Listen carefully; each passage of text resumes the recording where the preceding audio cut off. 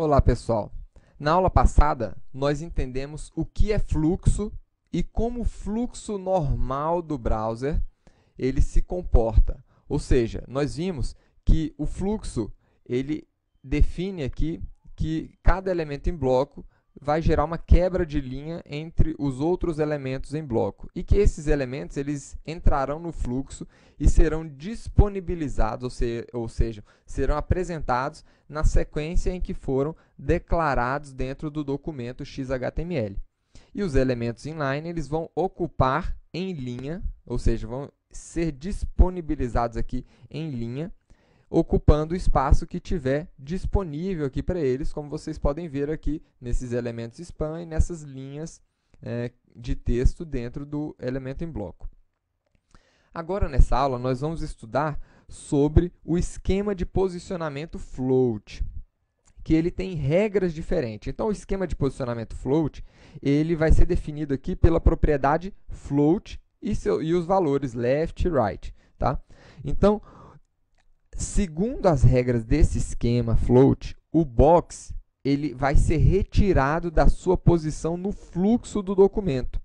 E ele vai flutuar para a direita ou para a esquerda, de acordo com o valor que a gente colocar lá na propriedade float. Tá? Então, o que acontece? Enquanto no esquema antigo de posicionamento, no esquema de fluxo normal, cada elemento tem o seu próprio espaço, e mesmo que eu reposicione ele, como nós fizemos aqui com o span, nós reposicionamos ele para a esquerda e movendo ele um pouquinho mais para a direita aqui, um pouquinho mais para baixo, o espaço que ele deveria ocupar continuou presente ali, ele não foi ocupado pelos outros elementos, né?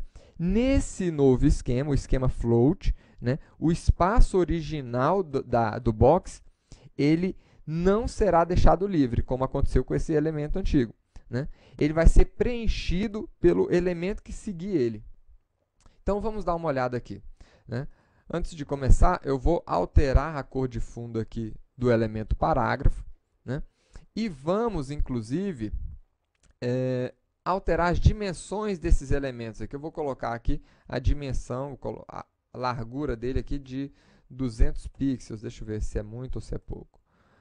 Tá ótimo. Então, colocamos todos os elementos com 200 pixels e eu vou fazer o seguinte aqui, vou colocar essa propriedade que a gente acabou de conhecer, né, que é a float. O que eu vou fazer aqui? Eu vou colocar um float left, ou seja, pedir para todos esses meus elementos, H1, H3, P, flutuarem para a esquerda. O que vai acontecer? Olha aí. Então, o próximo elemento depois do H1, que é esse H3 aqui, ele flutuou para a esquerda e veio para cima, né? Esse elemento parágrafo flutuou e ocupou o espaço que tinha disponível aqui. O próximo elemento H2 não tinha mais espaço para ele entrar aqui, ele entrou, continuou o fluxo e entrou aqui embaixo, veio o próximo parágrafo e ocupou esse espaço, e se a gente aumentar esse espaço, eles vão ir ocupando o espaço ali à direita, estão vendo? Foi exatamente essa a propriedade que nós utilizamos para construir o menu, né, drop-down das aulas passadas. Então, quando nós queremos um menu horizontal, e nós podemos construir aqui rapidamente um elemento de menu, ele sempre vai ocupar, ele vai estar ocupando originalmente a posição vertical. Mas, né, se nós quisermos um menu horizontal, então nós precisamos modificar aqui o estilo. Vamos ver aqui. Então, nós temos aqui os nossos as nossas ULs ali, né, que não entraram naquele fluxo. E eu vou colocar o seguinte aqui. Então, vocês estão vendo aqui as nossas ULs. Eu vou alterar ali essas ULs para elas também ocuparem. Vamos remover aqui temporariamente esse texto. E está aqui as nossas ULs. E eu quero que as LIs elas flutuem para a esquerda, ou seja, que todas essas LIs agora sejam disponibilizadas aqui em uma única linha. Vamos ver como é que vai funcionar? Então, vou pegar aqui e vou colocar que as LIs irão flutuar, então, float para a esquerda. Então, está aqui. Então, ficou uma do lado da outra, não ficou muito bonito, né? Mas a gente poderia alterar a dimensão e colocar aqui 150 pixels para cada. Opa.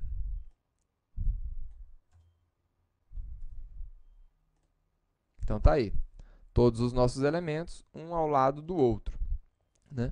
Então, é essa técnica de posicionamento flutuante que a gente utiliza para construir os menus horizontais ou, no caso aqui, não utilizar para criar o nosso menu vertical.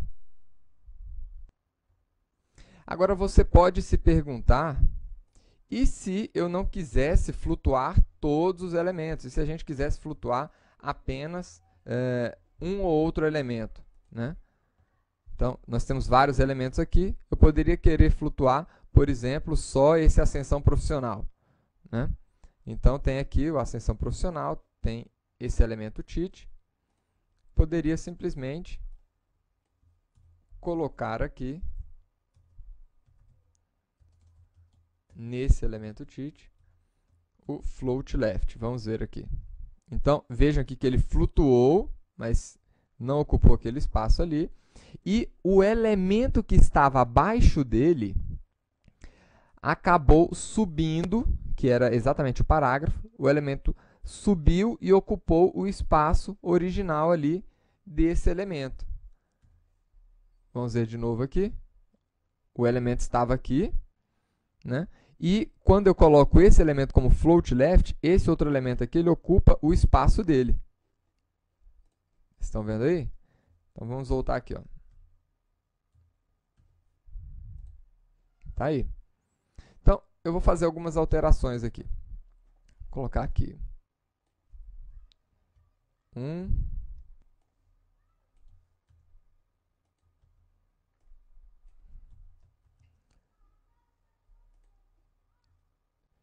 2. Tá bom. Vamos ver aqui. 1 e 2. E eu vou fazer um esquema diferente agora. O float eu vou deixar para todos os elementos, como estava antes. Vamos ver o resultado. Está aqui. Agora, aqui nesse parágrafo, né? Aliás, nesse título, que é o título 1, eu quero remover a flutuação. Como é que a gente faz? Vem aqui, float. Aliás, clear, que é a propriedade para limpar o float.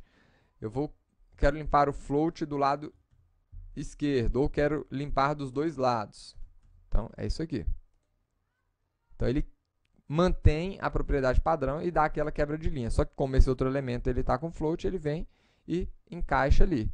E os outros elementos, vamos dar uma olhada aqui, ó, vão continuar flutuando.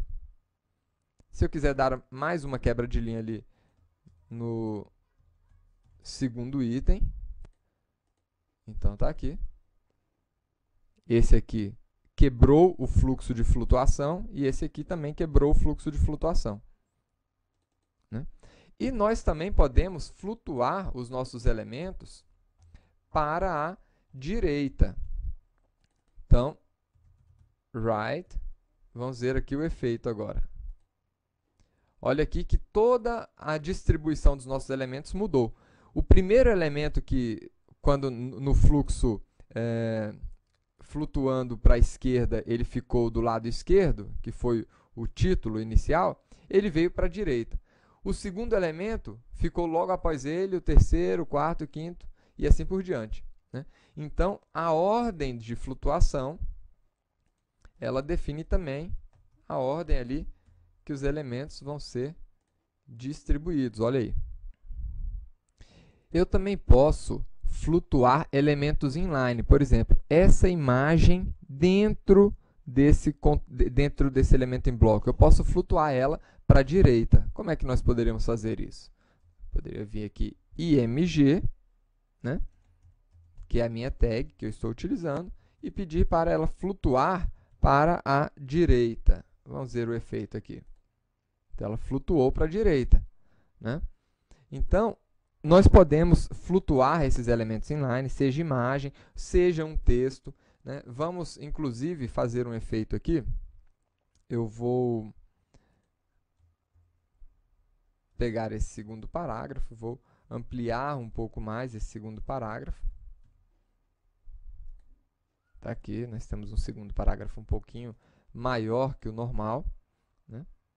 Vou tirar toda essa flutuação aqui, por enquanto.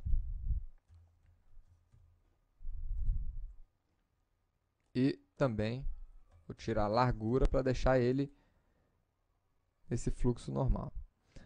Então, está aqui. Nós temos aqui o nosso texto um pouquinho maior.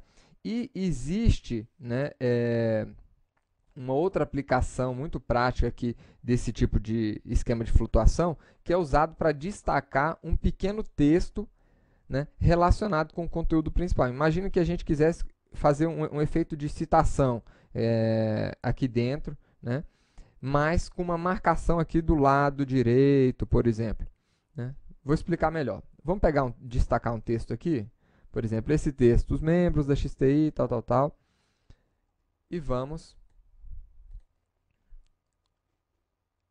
marcar ele diferente. Eu vou aumentar um pouco mais ainda esse texto. E eu quero pegar uma área desse texto aqui. Vamos lá, aqui tá bom. Então, essas atividades. E aqui eu vou colocar um elemento spam mesmo. Vou colocar uma classe, que a gente anda usando pouca classe aqui. E vou colocar aqui destaque. E vamos destacar esse texto até aqui.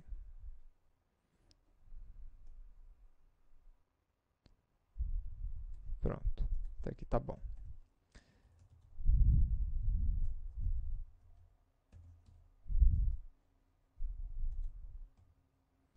Ótimo, então tá aqui o nosso spam. É esse texto que está marcado aqui que eu quero destacar ele e flutuar ele à direita, né? Como é que nós vamos fazer isso? Então, eu vou remover aqui do spam toda essa marcação. Eu vou colocar o spam destaque. Eu quero fazer o seguinte. Eu vou querer colocar o destaque aqui com uma largura pré-definida. Então, vou colocar uma largura aqui de uns 40% do espaço que tem ali dentro, né? Vou flutuar esse texto aqui à direita, né? Vamos ver o efeito que está dando aqui já. Olha aí, né? Estamos flutuando ele à direita e está ocupando um espaço de 40%. Olha que o efeito já ficou um efeito bacana aqui, né? E aí a gente poderia agora só simplesmente melhorar, né, esse texto aí, colocando aí uma cor diferente, background color white, né? Poderíamos alinhar o texto, enfim. Mas existem várias situações onde a gente quer destacar uma imagem ou um texto, né, dentro de um outro texto e colocar ele aqui com uma marcação diferenciada. Isso aqui a gente chama de pull quote, né? Ele é